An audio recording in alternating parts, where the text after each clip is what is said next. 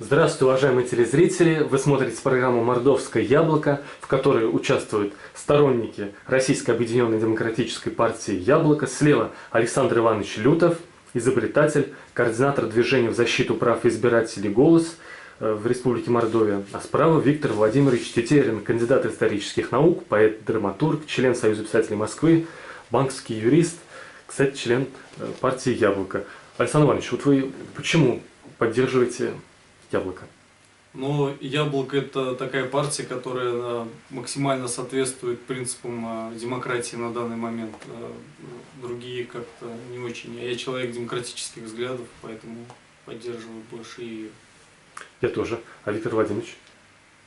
Ну, то же самое могу сказать. Она наиболее близка к моим взглядам, скажем, из тех партий, которые существуют сейчас в России, в легальном поле, скажем так.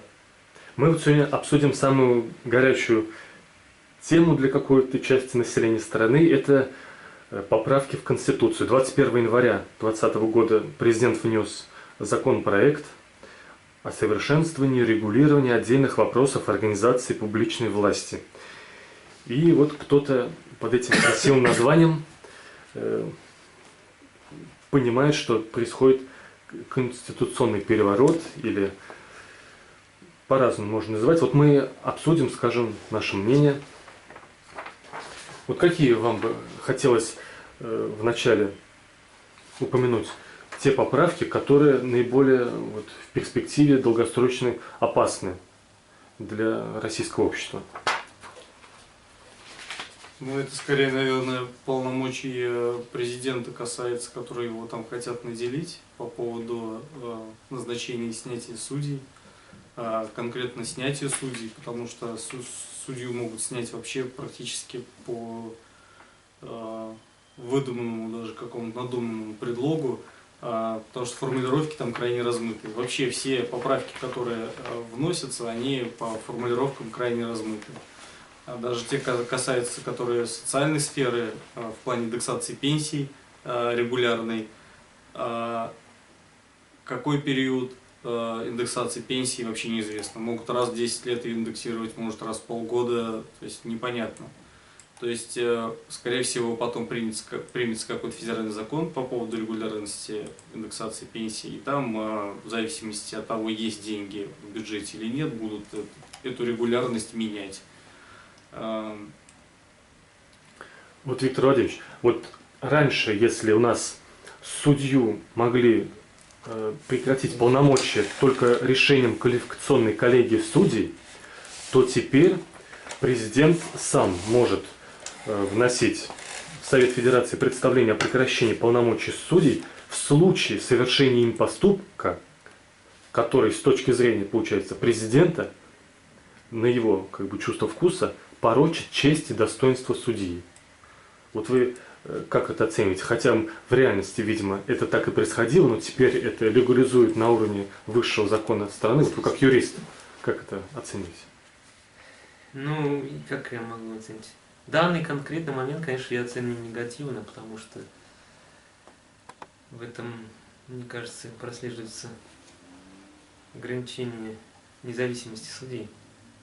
Но вообще я бы хотел сказать, что чтобы там нужно обсуждать как-то поправки системно, то есть они же сейчас все в кучу смешаны, а по сути дела их надо разделять по поправкам, которые относятся к социальным вопросам, политическим вопросам, вопросам судебной власти, местного самоуправления. То есть не выдергивать какие-то отдельные, потому что некоторые из них, я, естественно, только за, например, социальный, да, то, что у нас будет указано в Конституции. Индексации пенсий, зарплатам. Индексация пенсии у нас уже в федеральных законах прописана, то есть она не требует внесения в Конституцию. У нас что Конституция, что федеральный закон какой-то, он в принципе как бы обязателен к исполнению. То есть если там прописано, то это нужно выполнять. А зачем это вносить в Конституцию, тоже непонятно. Лично мое мнение, все вот это вот, если собрать в кучу и понять, для чего это делается для того, чтобы многие говорят про транзит власти в 2024 году. Это вот все все эти изменения в Конституции направлены для того, чтобы этот транзит власти прекратить. Ну или продлить сроки полномочий президента.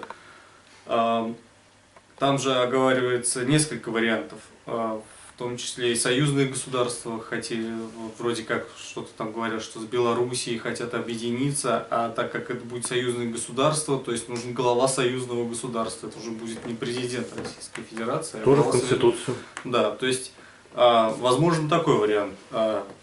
Например, Лукашенко же уже сказал, что он Лукашенко сказал. Не хочет быть. На самом деле, если почитать между строк, тут много вариантов. Тоже, например, вот само изменение Конституции. Получается, Конституция будет редакцией не 93 года, а 2020 года. Получается, новая Конституция будет, потому что там значительная часть статей будет переписана. В соответствии, она уже до этого правилась. Она правилась, но это просто были поправки к Конституции, это практически переписанная Конституция будет. Вот, например, во многих региональных конституциях тоже прописано, что глава региона не может избираться на срок более 2 сроков подряд, да, там 4 года, допустим, ну или 6 лет, вот как президента. Но, тем не менее, это не мешает многим главам регионов находиться у власти более 20 лет подряд. А все именно в Конституции заложено, то, что когда у него подходит срок к концу, они просто меняют часть статей Конституции, Конституция получается новой редакцией, и на следующих выборах он идет по новой Конституции, а не по старой, как президент, как глава региона. И здесь тоже может такая ситуация быть. Ввиду того, что глав судей Конституционного суда будет назначать президент, он назначит такого человека, который скажет, да, Конституция изменилась, соответственно, все будет конституционно. То есть, закон обратного действия не имеет. Да, закон обратного действия не имеет. Соответственно, будет президент избираться в 2024 году, Путин пойдет на выборы по новой Конституции, а до этого он ходил на выборы по старой Конституции. Соответственно, никаких нарушений нет, скажет судья, которого он назначил. То есть тут много вариантов на самом деле. Так, вопрос цитирован. Вот у нас партия «Яблоко» подытожила, что в законопроекте Путина было 40 поправок. Листы даже уже падают в Конституцию. Да. Им стыдно даже за этот законопроект. Вот партия «Яблоко» считает, что с точки зрения законодательства они неправильно упакованы в один законопроект и не могут быть одним законом, потому что они, во-первых, каким они противоречат пунктам закона, который должен быть для внесения в Конституцию, они не взаимосвязаны, они не обоснованы. Вот даже они посчитали, что если бы правильно нужно было вносить эти поправки, то такие должны были быть разделы и законопроекты отдельные. Об ограничении пассивных избирательных прав и прав на замещение государственных должностей. Тоже вот сейчас может обсудим. О социальных правах граждан, о решениях межгосударственных органов, о перераспределении полномочий между органами госвласти, о придании конституционного статуса Госсовету, о судебной системе, об объединении органов местного самоуправления и органов госвласти в единую систему публичной власти. Вот, Виктор Владимирович, вы вообще считаете, как это правильно ли для российского общества, что все-таки законы мы не должны нарушать даже в таких формальностях, которые, может быть, кажутся не юристу, не обязательными для исполнения? Я тебе как юрист отвечу, постараюсь, по крайней мере, практикующий. Как говорится, Платон мне друг, но истина дороже. Яблоко я имею в виду. Вот я их почитал как раз замечания, и вижу, что многие из них с моей точки зрения не совсем обоснованы с правовой позиции, да. В частности, то есть то, что они, какие аргументы приводят, да, они пишут, вот последняя поправка, объединение органов госвласти, неконституционное изменение соотношения положения... Подождите, не то сейчас. Объединение органов местного самоуправления и органов государственной власти в единую систему публичной власти. Раньше они были независимы. Но ведь про это не идет речь в поправках. Там не написано, что они объединяются, то есть они просто являются органами госвласти. заменяют слово «государственный» на «публичный». Да. А суть-то была в том, что они вообще никак не Но зависимы. они говорят, что это противоречит. Какая статья там, напомню? Тут не написано. Ну, Там написано, что независимо. Муниципальная власть независима. Из первой главы, по-моему. Да, из первой, по-моему. Сейчас мы Давай найдем сейчас ее. минут 40 поищем и помолчим. Это будет очень интересно. Нет, нет, да, это будет быстрее. Нам торопиться некуда. Но там прописано абсолютно другое. То есть не абсолютно другое, но по смыслу. Вот, я нашел. 132? Они говорят, что это противоречит статье 16 Конституции, в том числе. И 132, потому что они не хотели якобы в первую, вторую вносить изменения, а фактически внесли. ну, Вносят. короче, суть в том, что в этой статье Конституции написано, что органы местного самоуправления не являются органами государственной власти, да? Независимо. Но в поправках же не указывается, что они становятся органами госвласти. Они указывают, что они становятся, то есть, частью органов, публичных органов власти, да? Или Да. как там? Придумали слово. Ну и что? В чем тут нарушение? Они же не указали, что это органы государственной Во власти. взаимоувязку сделали. Но А они уже и вот сейчас являются по де-факто органами публичной власти. сейчас нелегально. Потому что они осуществляют часть органов, властных органов, да? По сути дела. Принимают законы, исполняют их, осуществляют часть органов, функций органов государственной власти. Сейчас де-факто, а делают де-юре. Просто, да, но это фактически не меняет никак положение. То есть я не считаю, что это является нарушением норм Конституции, как пишет Яблоко. Ситуацию не меняет, но Конституцию нарушает. И хотят Конституцию изменить, чтобы Нет, не с моей нарушал точки зрения, это Конституцию. не нарушает Конституцию. Вот что я хотел сказать. Ну ладно, дальше. Точка зрения понятна. Не приветствуется мною. Но это. Так, дальше. Дальше. Что еще дальше, например? Ну, да вот про судей выскажитесь, что тоже сейчас скажут, что они в реальности сейчас судьи у нас зависимы, а теперь Да. их на уровне президента, он им может не только теперь Нет, назначить, то, что но и он их снимать и может, всё. по его представлению, Я там, спрашиваю. убирать в отставку, я против этого, да.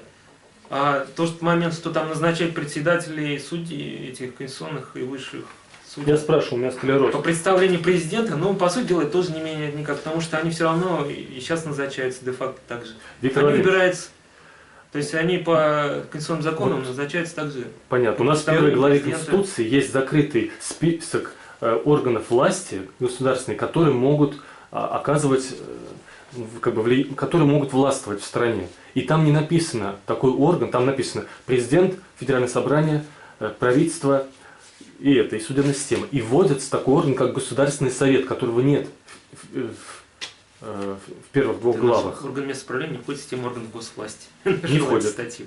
Да, ну, Я согласен. И в поправках то же самое, не написано, что они входят. входит, только теперь государственный Система называется органов публичный. государственной власти, да. Но нет такого, понятия в Конституции, как органы публичной власти. Это просто такая дефиниция. Всегда будут Общее. последствия. Вот мы когда совершаем какую-то ошибку, а потом мы видим последствия из этой ошибки. Поэтому надо заранее просматривать будущее вот этих слов, которые будут дальше интерпретироваться. И раньше это было, в незаконной форме, а теперь будет на высшем уровне, проголосованное всеми на свете. Это будет, иначе окончательно можно будет похоронить такую спасительную направление нашего. Вообще, мне знаете, что это напоминает? Вот Конституция, это как будто программный код, который написал школьник, да, для какой-нибудь там Ардуино. Вот. Она маломальски работает, что-то выполняет, да, там часть кода мусорная, просто нафиг не нужная, но там какие-то аппендиксы есть, вообще не работающие абсолютно. Но, в принципе, что-то, да, она там считает, что выполняет, какие-то там лампочки моргают, что-то крутится, что-то вертится. А потом приходит прыгуни с шестом, да, там казак, там, кто там они... Актеры всякие, да, и начинают в этот код вписывать какие-то слова, буквы и предложения, и в итоге код рушится просто напрочь, и ни одна лампочка не моргает, ничего не горит, и все ломается. И вот мне вот, да, вот, и вот это мне все вот сейчас вот это напоминает. Но по факту вот это вот вмешательство в Конституцию нужно ради вмешательства. Для того, чтобы ее изменить, чтобы редакция была не Чтобы осветить народным присутствием. Ну да. Нет. Представители народа. Они типа представители народа. И эта схема на самом деле работает уже много лет, когда якобы представители народа входят в состав, например, Единой России, которая, понятно, что ими там кто-то руководит, какая-то небольшая группа людей, и они просто на кнопки нажимают. А они там нужны ровно для того, чтобы бабушка, которая сидит около телевизора, сказала: о, я его знаю, я его видел, пойду за него проголосую в следующий раз. Вот. И здесь примерно то же самое, чтобы... Но это в любой стране так строится политика, мне кажется. Ну, возможно, но не всегда. Когда есть... Был хоть раз на чтении бюджета нашего мордовского? То есть, Слава богу, нет. их озвучивают. А там никого нет. Там вот кроме тех, кто его озвучивает... Там Виктор, погромче а говорите. что бы это изменило, если бы там было? Да. Ну, ты можешь туда прийти и высказать свое мнение, можешь предложение свое высказать. Суть не в этом. Не то, чтобы вы хотя бы понять, на что деньги тратятся у нас в городе, да?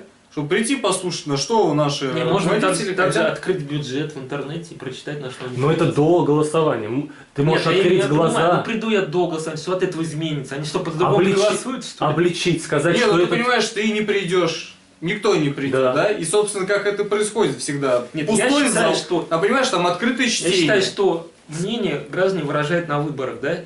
Они приходят на участок и в момент голосования выражают свое отношение к бюджету, к законам, которые принимали за эти 4 года. То есть, если они голосуют за эту власть, значит, они всем этим довольны. Общественные организации для чего? В Финляндии 80% людей стоят в общественных организациях, в России меньше 2%. Вот для чего? Организации? Общественные организации должны давить на... общественные организации, у них много функций. Вот они должны давить на на... разных обществах. И посещать чтение. Я сам ни разу не посещал, да? И я считаю, что это меня не красит. Но я считаю, гражданин, если он должен... Я нахожусь на работе в это время, мне некогда ходить по эти чтения. Ну вот, начнем с этого. У нас вот все вот... граждан. На самом деле, не находишься работе. Это вечером, во-первых, проходит. По-моему, в 16:00, вот по Саратову. В 16:00 я еще на работе. Но, тем не менее, да. Вот, то есть, туда можно прийти, послушать, там абсолютно свободный вход. Туда приходишь, заходишь в большой актовый зал, который может вместить в себя много людей. Там вот сидят на сцене несколько человек, нудным голосом читают. Но их никто не слушает. Я бывал на таких мероприятиях. Но их никому не интересно, я примерно понимаешь? знаю, как это происходит. Это очень... И сидеть в роли зрителя мне тоже не очень нравится. Вопросы задавать. Вопросы задавать, да. Скажи, а почему вот вы в этом году решили выделить, допустим, там 6 миллионов рублей на покраску заборов, когда можно было их выделить на что-то другое, эти заборы к чертовой матери все снести? Какое у вас обоснование? Да, Подождите, какое у вас про что говорим? Про обоснование? общественное обсуждение или про процесс принятия уже бюджета? Сейчас. Перед обсуждением, слушание перед голосованием, видимо, в парламенте, в региональном, да? Мы просто, на самом деле, просто уплыли. Просто активное участие граждан в управлении страной. Граждане должны активно участвовать в управлении страной. А у нас получается так, что люди как бы... Ну, я вот этого человека знаю, и вот я его мнению доверяю. Вот черт с ним, он там что хочет, то и решает. А по факту решает не он. По факту решает какая-то кучка людей, которые этих людей известных набрала для того, чтобы человек так подумал, сказал, то, что ну вот я ему доверяю, вот пускай он и решает. Вот именно для этого это сделано. И само изменение вот этого вот Конституции ровно сделано для того, чтобы ее изменить. Я считаю так. То есть там на самом деле 3 варианта. Либо Путин в конечном итоге опять по новой конституции пойдет на какой-то у него уже срок получится. Так как обратного действия. Да, пойдет на 5-й срок. Либо как глава союзного государства, но это тут от Белоруссии много зависит. Либо вот новый орган, который Госсовет, да. Либо возглавит Госсовет, которому в конечном итоге перейдет... Я думаю, скорее всего, будет 3-й вариант. Да, скорее всего, будет 3-й вариант, потому что... прилично в глазах международного сообщества. Да, более прилично в глазах международного сообщества. И ввиду нашей протестной активности, которая сейчас у нас в стране назревает, люди как-то более удобоваримо проглотят, так сказать. Вот зачитываю. Ну, именно для этого и принимаются поправки, чтобы как бы человек, я сейчас скажу не то, что ты хотел услышать, Путин понимает, что он не будет президентом после 2024 года. Сейчас понимает, да? И он понимает, что в этой ситуации люди уже задумываются как бы о вечном, я бы так сказал, о государственном, не побоюсь этого слова. И он как-то хочет наладить эту систему. Может быть, я какой-то крамол сейчас скажу с точки зрения яблок, но в чем-то сделать ее лучше. То есть усилить роль органов Госдумы, не знаю, Совета Федерации, как представителей регионов в том числе. И поэтому передается полномочия, в том числе вот, дополнительно там, по назначению прокуроров и так далее. Но это в том числе и устранение верховной власти, конечно. Но и вот это ограничение, он убирает слово подряд не просто так. Как бы основываясь на своем опыте, он понимает, что он как бы немного все-таки нарушил принципы демократии, находясь... Страна еще одного Путина не переживет.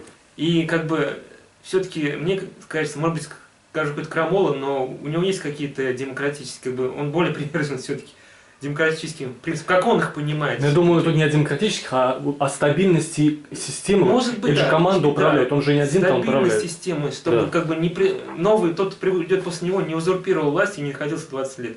Так же. И не почикал всех тех, кто сейчас окружают президента. И он считает, что есть какая-то настройка, то есть часть министров может утверждаться Госдумой там. То есть президент должен быть сильный, как он сказал, но и у других органов власти должно быть чуть побольше полномочий. Вот хочу вам зачитать. То есть изменения, на мой взгляд, я хочу декоративные, по сути дела, в большинстве своем. Но они чуть-чуть изменяют как бы принципы формирования и существования этой системы. И появляется новый орган, пока не понимаем полномочий, да, который, возможно, возглавит Путин. Вот мы пока не видим всей этой картины и того, что будет в будущем. Даже второго чтения не прошло. Вот. Мне интересно, как будет этот орган, Госсовет, чем он будет заниматься, какими-нибудь полномочиями. А вот смотрите, в поправке... Когда мы это узнаем, мы как бы будем более представлять цели всех этих поправок, мне кажется. В президентском законопроекте Госсовет Российской Федерации формируется в целях обеспечения согласованного функционирования и взаимодействия органов государственной власти, определения основных направлений внутренней и внешней политики Российской Федерации и приоритетных направлений социально-экономического развития государства. Полномочия? То есть согласовывает, определяет основные векторы. А вот я хочу вот еще такое. Но это же часть президентских полномочий. Вот. Да. Это перенесено из полномочий президента и Совета Безопасности. Вот я хочу вас спросить. Значит, в 90-х годах... Вот статья 80, пункт 4. Вот ровно тоже вот пункт 4. Чьи полномочия там? Президента. Да. Ага, вот. Ну вот да. А Медведев, кстати, был уже один срок. Если Медведев сейчас подружится с силовой элитой на должности заместителя председателя Совета Безопасности, и народ его простит за все за 4 года, он может снова стать президентом, и уже будет только один срок, после которого снова обратятся к Владимиру Путину за тем, кто будет новым президентом. Но вот смотрите, в 90-х годах тоже в реальности глав республик избирал Ельцин. И его двор, его семья, были такие исключения, подтверждающие правила, когда вопреки его воле избирались глав республик. Но в начале 2000-х, вот воспользовавшись терактом в Беслане, в организации которого участвовали в том числе агенты спецслужб, которых потом ушли из наказания, и под этим как бы соусом, в 2004, да, по-моему, отменили выборность губернаторов. Потом в 2011-2012 как сказать, сделали подобие возвращения этих выборов, но не допуская до выборов кандидатов в губернаторы, фактически эта система осталась. Но я к чему? Что всегда была система, что президент избирает губернаторов, но это легализовали. И тут тоже. Вот в этих поправках очень много вещей, которые были уже на уровне конституционных судов. Прямые выборы населением губернаторов. Но не допускают до выборов. Потом муниципальный фильтр очень. Да, муниципальный фильтр. Это понятно. Парламент должен согласовать. Но выборы-то есть, в конце концов. Вот следующий этап даже так, почему? Потому что были митинги около 100-тысячные в 11-м. Только благодаря этому перестанут митинги окончательно, и это отменят, потому что это лишние сложности в системе. То есть я считаю, что даже вот это перенесение с уровня федеральных законов и федеральных конституционных законов в Конституцию, мы должны все равно этому хотя бы словами противостоять. Потому что есть поговорка, что если ты не можешь сопротивляться несправедливости, хотя бы найди смелости не рукоплескать торжеству этого. Вот вы как считаете, вот даже вот это перенесение в Конституцию, это тоже негативно, потому что это сложность потом это все отменить возникает. Длинный спич. Я уцепил вас? Александр, ваше мнение? Мое мнение, да, лично я против этих изменений, вообще просто в принципе против, потому что если мы сейчас в Конституции там наломаем этих дров, потом в дальнейшем, когда следующий шанс будет все это исправить, вообще неизвестно, будет ли он вообще предоставлен когда-нибудь. Потому что, судя по всему, это вот Все поправки говорят о том, что просто у нас авторитаризм какой-то наступит. Так, ну что касается меня, я всегда выступал за содержательный как бы разговор. То есть я все равно считаю, что поправки надо обсуждать конкретно. Какие-то из них, скажем так, позитивные, я считаю, какие-то негативные. Все сразу отрицать, как бы, я считаю, это неправильно. То есть идеально было бы на выборах как бы блоками, чтобы в бюллетене стоял там блоками. То есть вы за социальные поправки, там, за, против. Поправки там, посвященные политическому устройству, за, против. Посвященные местному самоуправлению, за, против. То есть тогда бы реально ну смотри, было выяснено мнение мнение народа. То есть для нас все равно мнение народа является определяющим. То есть мы же здесь трое собрались, мы настроены негативно, но если народ проголосует за, мы должны подчиниться воле народа. Ты согласен? Это и есть принцип демократии. Согласен, можно не соглашаться с большинством, но можем, уважать мнение. Да, мы можем как бы выражать свое мнение, как бы стараться переубедить кого-то. Но если народ проголосует за поправки, то есть, но если будут при этом соблюдены демократические нормы, хотя бы в таком виде, как я сказал, чтобы было выяснено мнение народ покажет. Но такого не будет. Будет одним пакетом, Путин сказал. Вот я говорю. Вот то, что ты сейчас сказал, это все из уровня твоих вот фантазий. То, что ты хочешь, ну, это все как бы должно быть. По факту нам предлагают все это проголосовать единым пакетом. Не спрашивают у нас, вы поддерживаете весь пакет? Поддержите или нет. И лично я против этого. Нас не спрашивают, частично. Нас не спрашивают, частично или как вы там, или ваш там, как вот, что вы хотите. Нас говорят, вот типа за пакет поправок, либо нет. Вот, лично я вообще против даже этого голосования, потому что как он будет проходить, неизвестно. У нас там две формы голосования есть. Это выборы и референдум. В какой форме это будет проходить, тоже неизвестно, потому что референдум, там порог явки 50% должен быть, чтобы кворум состоялся. Это уже все детали, по сути дела. Вот. Как выборы, это опять процедуры демократические. Выборы нужно выбирать из чего-то, если это выборы. Которые легальны сейчас. Да. Сейчас это называется голосование. Да, сейчас это называют голосование. Да. Но это незаконно. Ни в каком законе такого нет, общероссийское голосование. Но это же как раз и есть, понимаешь, это наоборот, еще больше демократизация процесса. Он мог спокойно провести все эти поправки, президент Путин. Через Госдуму, Совет Федерации, там, так это собрание и для все. придания легитимности всего этого процесса. Скажем, вы ходили, на выборы голосовали, вот так решили, все, теперь так. По вашей логике, то есть вы не хотите подчиниться воле народа, получается? Понимаешь, чтобы подчиниться воле народа, президент, наоборот, пошел навстречу, сказал, я мог бы это все принять сам, но я хочу выяснить мнение народа. Это более, конечно, легитимно. И это, я считаю, это даже более демократическая форма. Чтобы подчиниться... Но вас все равно это не устраивает. Конечно, не устраивает. У нас нету свободных выборов. У нас все выборы подделываются. Я как вот наблюдатель со стажем могу сказать, что у нас все выборы подделываются абсолютно. На референдуме в Татарстане, вот где «Голос» наблюдал, на тех участках, где были наблюдатели от «Голоса» независимые, референдум просто-напросто не состоялся, потому что не было 50% явки. Где их не было, все 51 и больше. Протоколах, которые вам выдали. В смысле, что... Но протокол совпадали тем, что в ГАЗ ввели потом? Да, естественно. То есть по вашим участкам в ГАЗ ввели ту информацию, которую вам выдали, да? Так в чем же нарушение? Вы просто проконтролировали? Там, где были наблюдатели... Нет, ты не понял. Там, где были наблюдатели, на тех участках... Явка отличалась от тех, где их не было. Вам выдали протоколы, эти же данные потом ввели в ГАЗ, да? То есть вы, получается, подтвердили, что на вашем участке выборы провели правильно? Правильно, и результаты посчитали правильно? Считали правильно. А в чем тогда но косвенный вывод, что в других соседних участках... Это косвенный вывод. Я всегда... Слушай, так не бывает. То, что на тех участках, где наблюдателей нету, явка разительно отличается. Но я предпочитаю говорить о том, в чем человек лично... Это нормальное распределение математическое. Лично являлся свидетелем. Если ты лично видел, что на твоем участке нарушили, это категорично. Протоколы, которые выдали тебе, слишком категорично. В ГАЗ потом ввели другие данные, это бы конкретное нарушение, к которому можно обращаться в суд. Сейчас так не делают, понимаешь?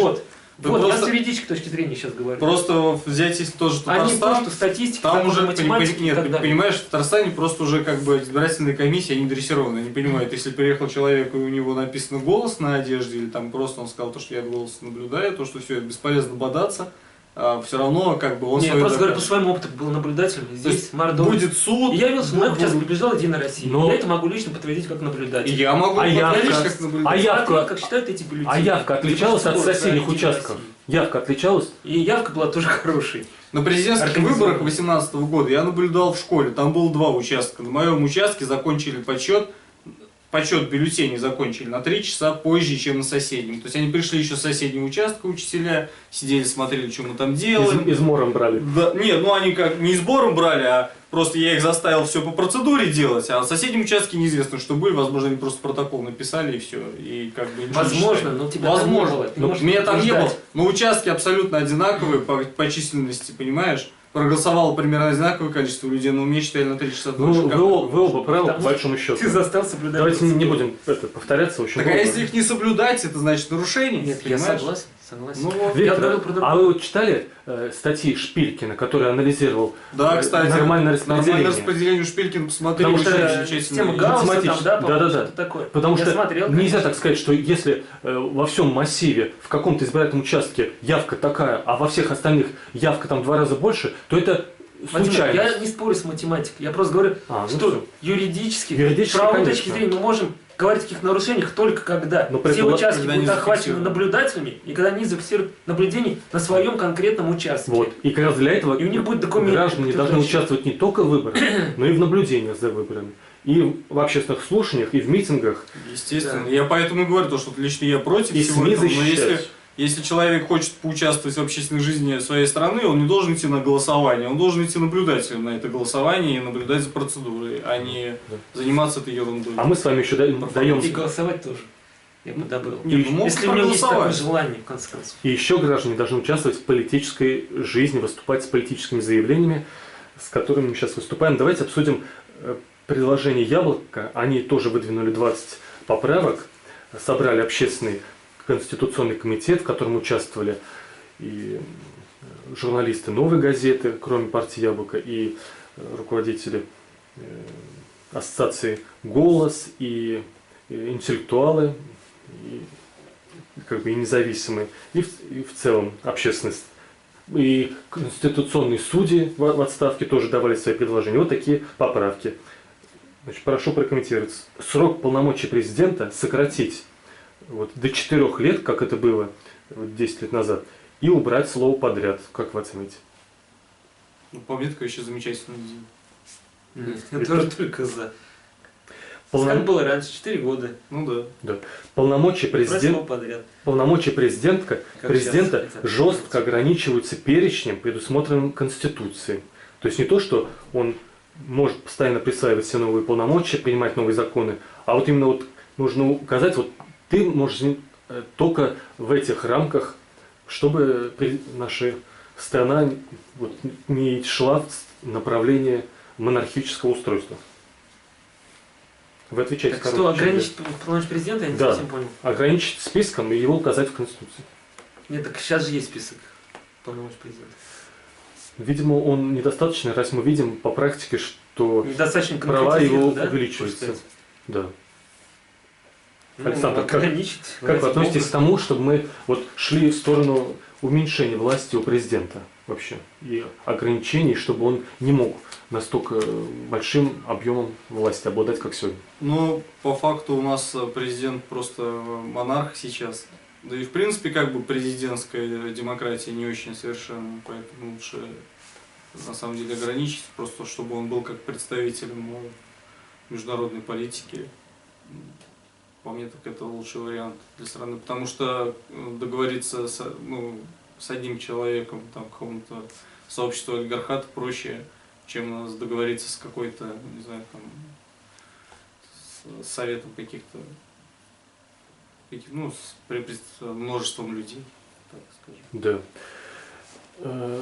Вот как Что вы касается да. меня, я тоже за ограничение. То есть все, как сказать, ветви власти должны ограничивать друг друга, не должно быть какое-то преобладание одной ветви власти. Это базовый принцип демократии, я считаю. Суперпрезидентская республика, она как бы все-таки От монархии мало отличима. Да. отличима, но она Монархия – это власть далека от одного принципа демократии. монополиста такого, да. Это...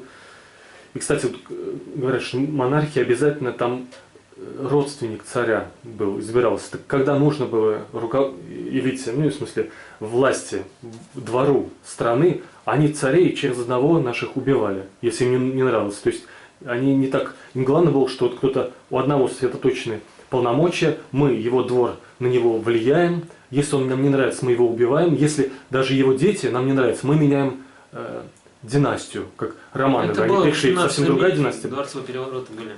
Потом уже было по-другому немного. Ну, потому что у нас сейчас монархия, правда.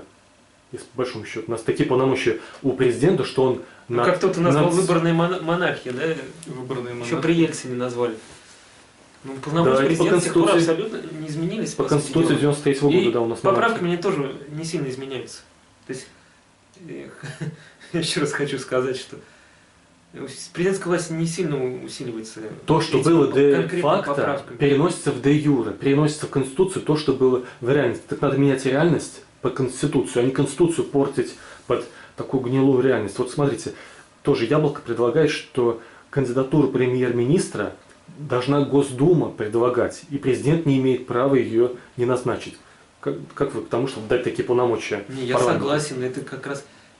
Я-то по наивности думал, что это и предлагается, но посмотрел поправки и увидел, что там все равно кандидатура председателя правительства вносится президентом, как бы. И поэтому я говорю, что по сути дела поправки мало что меняет существующее положение.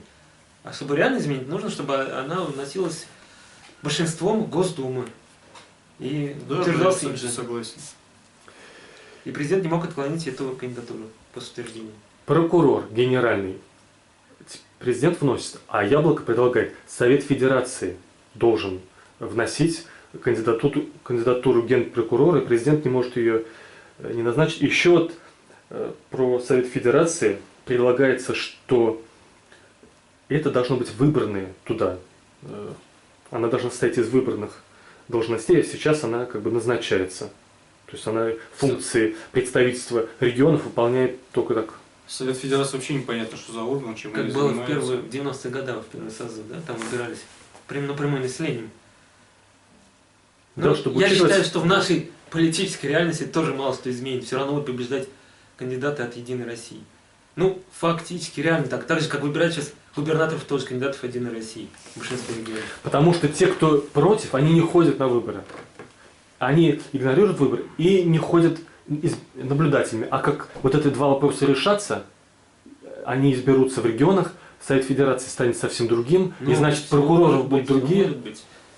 Мы же сейчас говорим про то, что... Все зависит от граждан, от их активности. Я вообще считаю, чем больше выбранных должностей, тем лучше. А, кстати, Яблоко предлагает мировых судей избирать гражданами. Ну да, вот вы как к этому относитесь? Можно ли вот гражданам доверить такое, как определение, кто прав, кто не прав? Или все-таки пусть холопы молчат? Да не я это сказал. Опять социальный дарвинизм какой-то. Нет, я согласен, что мировые судьи могут выбираться гражданами, как во многих странах. Но по факту же это самих граждан потом может коснуться. Если он пойдет в суд, потом обратится, он уже будет... Его будет судить тот человек, которого он выбирал по факту.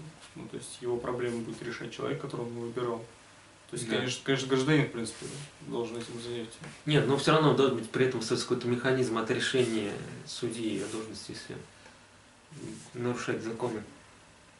Ну да. Его же не могут тоже голосование назад, это будет очень неэффективная процедура назад. Типа процедура импичмента. Да, то есть у судей есть как бы гарантии неприкосновенности сейчас, по крайней мере. То есть там особая процедура заведения на них уголовных дел, там согласие президента там или кого-то. Угу. Вот. Генпрокурора. То есть это должно оставаться. Все равно. А как, по вашему мнению, должны быть могут гражданами, да. распределены отношения между президентом и председателем правительства? Конечно, сложный вопрос. И для меня вот Яблоко предлагает, что председатель правительства предлагает своих вице-премьеров и министров президенту. То есть он источник. И если президент хочет сменить правительство и министров, то только с согласия Государственной Думы. То есть вот такая распределение полномочий опять. Ну тоже, видимо, говорится о том, что уменьшать полномочия президента, чтобы он был не всевластным. Да? Ну да, опять же, речь идет об отделении исполнительной власти от президента, от контроля президента. А Я вот, тоже да. только за сам. Я так понял, весь перечень поправок направлен на то, чтобы от яблока, направлен на то, чтобы уменьшить полномочия президента.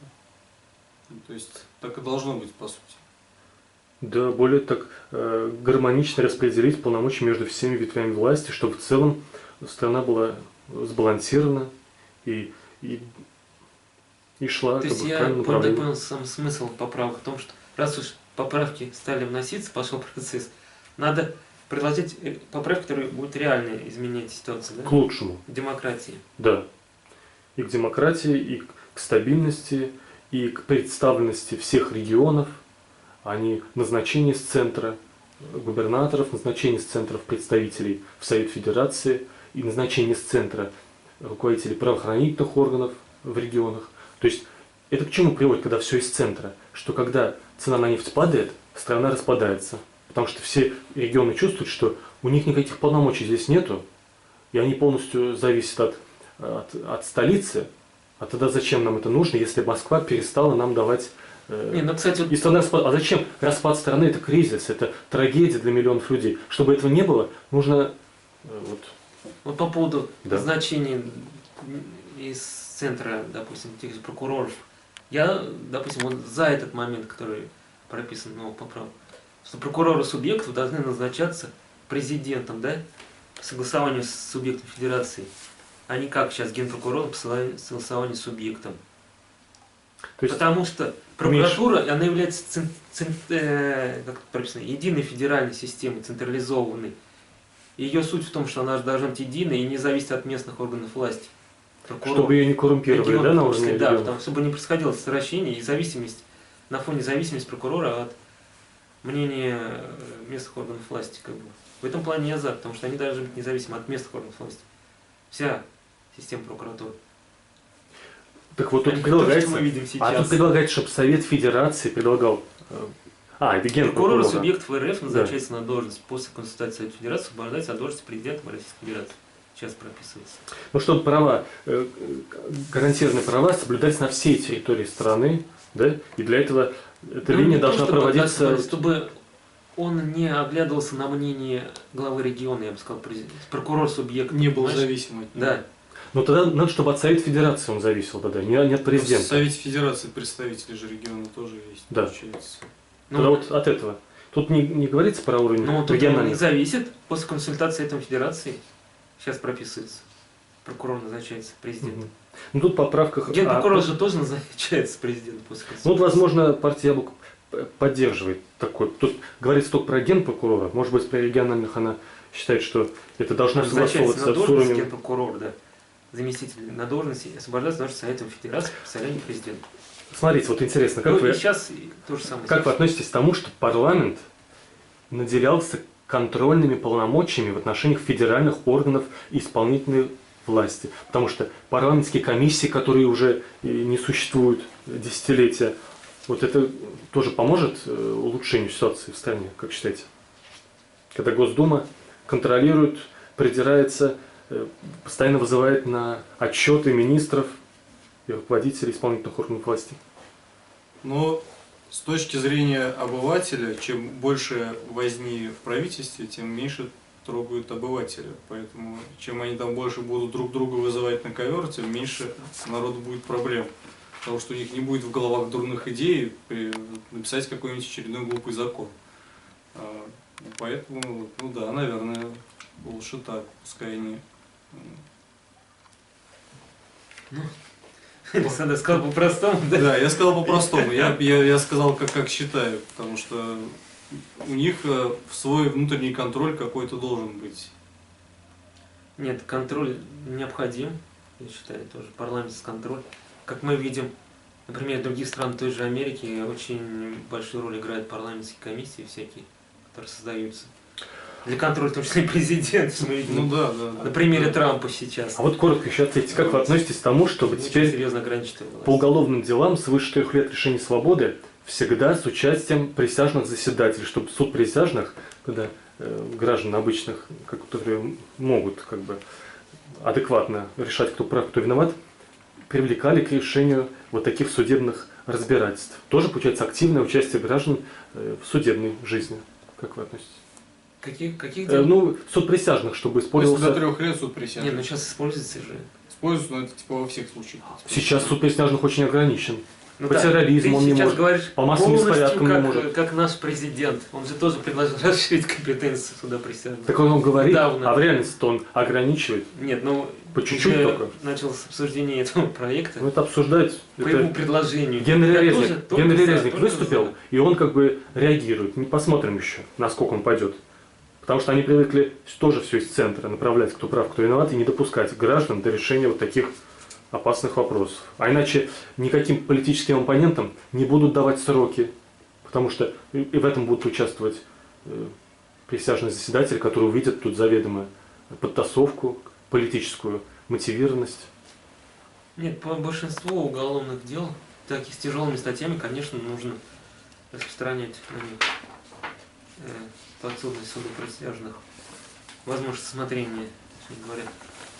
Мелкие там дела, мелкие там составы, не тяжелые, не думаю, что это целесообразно, потому что у нас и так суды перегружены. Ну да, Если то есть, будет по поводу все- какой-то все- кражи, суд присяжных там рассмотреть полгода Да. дела. Полминуты до конца. ну, да, на самом деле, если там украл бутылку пива где-нибудь в магазине, и там тебя будет судить суд присяжных, это уже собрать всех людей, озадачить их таким вопросом, то есть В общем, большие проблемы. я думаю, мы справились. Справа Виктор Владимирович Тетерин, Александр Иванович Лютов. Слева. Спасибо вам большое. Спасибо.